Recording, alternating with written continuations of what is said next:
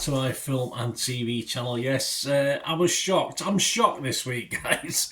For the first time, I think, in this series of The Apprentice 2025, I'm genuinely shocked. Yes, we'll talk a bit more about it, but on reflection, look at some of the early comments I made on this, because I sort of make comments as we're going through, and looking back at the last 2 or 3 weeks, it perhaps isn't a shock, but certainly after last week's episode. Anyway, we'll talk about what shocked me so much. Of course, as at week 10, which we are now, 3 boys and 4 girls were left, fighting for that Sugar's 250 grand and to avoid his dreaded finger. But we knew next week is going to be the interview, so we knew 2 were going to go this week, and I had a feeling before this episode that there would be a boy and a girl go. I don't think it's either going to be 2 boys or 2 girls. I just thought to leave 2 boys in the final and 3 girls sounded about right. So at least I got that bit right, although I didn't get everything right. But anyway, we'll have a look at this. Of course, last week we were left with 7, and this was my 7 last week. Of course, number 1 was Mia, and I assumed Karen liked Mia a lot, and I think Lord Sugar sort of liked Mia. Certainly during the shopping channel challenge, I thought he was. He had a sort of say to his grandson, "Oh, here's Mia, like, as oh, she's my favourite," or something like that. But anyway, so she was top of my list. Although if you do watch back, you probably won't. But I have been thinking the last couple of weeks she's getting a bit too cocky. So there was a little bit of a proviso with that, and I'm sure I mentioned it last week or the week before. I had Chisola next, Amber Rose, Anissa, and then the 3 boys up the end, Jordan, Dean and Liam as my bottom. So there you go. So I wasn't totally made a fool of this week, but near enough. As I say, Karen and Lord Sugar, seemingly Mia fans. And of course, Dean was said he was going to be watched by Lord Sugar as well. So on to this episode 10. Right on my street, as you can tell, fashion brand. Probably not, but there you go. It's an environmentally conscious fashion brand they had to come up with. Create a capsule collection. I assume that's just a little bit, not much. And do a sort of 8 retail buyers. They had to do a little show to them. Team Parallel came up with Reapparel. It's alright, that's okay. It was just the font, it's just the writing was a bit wishy-washy, wasn't it? Amber Rose was the sub-team leader for this one. And of course, Reapparel, I think it was Dean's suggestion. I think he came up with that. RE for me was religious education at school, but I'm old, so it's probably called something else nowadays. But that's what I immediately thought of with the Re, but I can understand it. Of course, Chisola was the PM. Wanted it simple, and she goes solo on the design, doesn't she? And yes, she keeps it fairly simple. Nothing special with Chisola, but at least she had the balls, if you like, to go alone and do a lot of that. Of course, there's only 3 in her team, so she didn't have a lot of option. And she wasn't happy with the typography. She was a bit annoyed with the team. She sort of warned them not to go all sort of like that, and of course the branding or tagline didn't go down too well either. So she was quite happy with her own style and fashion designs, but not too happy with the team. Dean has said he wanted to take a back seat because he's not a woman. So yes, fair enough. It's the designing things for women, although the other team designed things for men that would be for women. But anyway, and everyone loves a scrunch bum. I'm sure I would like it if I knew what one was. I mean, even after watching it, I'm not overly convinced what one is. Karen thought Chisola's ideas were boring. I'd say safe rather than boring, in fairness. I thought Chisola would say on her own did okay. Presentation brought a few laughs, of course, when they went to present the stuff to the buyers. A few grimaces, though. a few grimaces. A bit bland for some, of course, in a competitive market, which it is, sort of sportswear. But I thought Dean did all right with the spiel, especially when he was trying to sell the items to the retailers later on. I thought Dean did okay, actually. Ascendancy, of course, Anissa was given the sub-team leader. No, she wasn't. She took it over. That was it. Yeah, Liam was given the sub-team leader role, but of course Anissa sort of took charge of that one.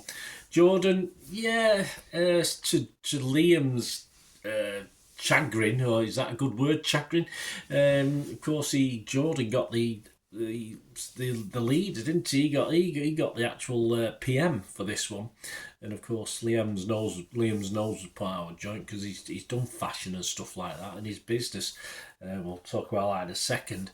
And then he tended to ignore Liam's skills, didn't he, Jordan? And his obvious passion is there, although a bit misdirected for me. He doesn't fancy the initial Mia push for a dress for men. I would probably agree with him. I say a little bit out there. I know it's fashion, but I mean these retailers have got to sell this stuff, haven't they? So so it's also all right. But he didn't fancy it initially. But Mia just kept pushing him, and of course he just gave in the end, didn't he? He just got worn down by Mia, and I didn't think Mia needed to do that. I'll have a quick chat about Mia in a minute. Of course, Liam just let Anissa take over his side, and he did sulk a little bit, although he had reason to. He just totally didn't agree with skirts for men as being the thing they wanted to go with. Not that he doesn't agree with skirts for men, but of course it's a selling task at the end of the day, and I think he was quite right. But he should, of course, not sulked and just knuckled down to be part of the team. So that would obviously, my feeling then was it might cost him eventually. And Mia literally convinced Jordan to go with her thoughts. And I think this is a problem with Mia over the last couple of weeks. She's very forthright. I think she's very confident because I think she knows, or she knew, that she was doing all right in the process. But of course, she just wore Jordan down for this style. The parachute skirt, I thought at the time they may need one based on that one. The logo express up wasn't fantastic. And of course, Liam got a lot of stick from his colleagues as well, so that wouldn't bode well if they lost the task, of course. Liam in the sleep, he looked quite good actually in the sleeping bags, but at least it was more of a sort of fashion show I could think of, where weird things are worn. But of course, I like Jordan's positivity, even if it's a little bit misguided sometimes. I couldn't think if he was talking about himself or other people half the time.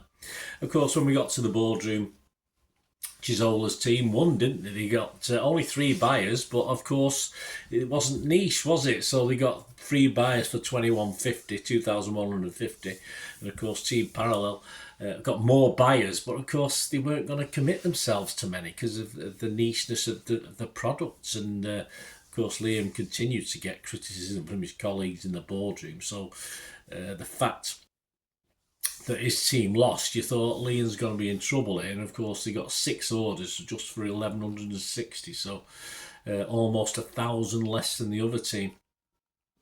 Mia, though, at that stage, this is what I actually wrote right before I knew.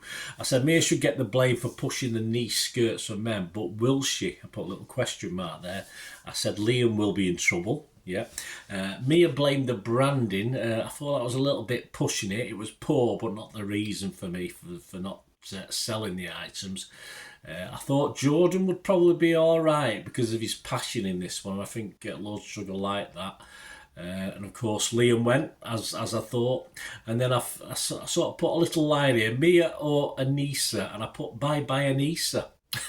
So anyway, as I say, Liam goes. Liam, quick word about Liam Snelling. He's an electrician who now sees a gap for comfortable yet fashionable workwear. I don't think he'll be wearing out the stuff that they had, did it today? I did say at the time, or in the first programme I did on this, a high-vis shell suit has already been high on my list for a long time. Komodo Workwear, apparently, is what he's at, and it's an award-winning brand. He was even a guest on GB News, whatever that is, hosted by Peter Andre. There you go, but it didn't do Liam any good, did it, in the end? And then, wow, yes, this was the wow moment. Mia gets the shop, and but on reflection, I probably shouldn't have been that shocked. all I can say that is in recent weeks she's been a little bit overconfident, I think, Mia, and she took risks, and none more so than today, and she hadn't got enough street credit in the bank with Lord Sugar or Karen to survive this week, and she was on her way, and that was a bit. I think it was a big shock to Mia as well. I think it's a big shock to most of us, as I said. But she got a little bit arrogant. What do you think? The last 2 or 3 weeks, I think there's been a little bit of arrogance there. So I think that's been the problem with me. Perhaps Lord Sugar and Karen have seen that. Well, Lord Sugar, he's the one who makes the decision, of course, but Karen didn't exactly stick up for her, did she? In the in the sort of when they go to send them out and have a quick chat about it. So a big surprise, but as I say, it's probably that overconfidence that she's had over the last 2 or 3 weeks. Yeah, Mia Collins. Yeah, she was a competitor, or is a competitive bodybuilder with a meal preparation business. Apparently, snaps of her bodybuilding victories have been shared on social media. I did say I'd have a look, but I didn't. I did say I'd Google her, but I didn't. Obviously, let's leave poor Mia alone. I think she's as shocked as everyone else at the result of this one. So to summarise, those left now, just the 5 of them, of course. Amber Rose, she was a winner today, but I don't think she was over impressive, really, today, even though she won. Anissa, a lively week, a dominance over Liam got her through, I think, this week, the fact that she did take control. Chizola, I thought it was a good week for Chizola, forced to go alone, and though played it safe, she did okay. I think it's one of the better weeks for Chizola. Dean, good with the chat this week, especially trying to flog the things, though I think he's generally lucky to be in a final 5, but whether he'll get through next week's another matter, because I think Lord Sugar's got a long memory, so I know he's keeping an eye on him. And he's got the gift of the gab, Dean, but let's see how it goes on interview week, whether the gift of the gab will help with those guys interviewing him.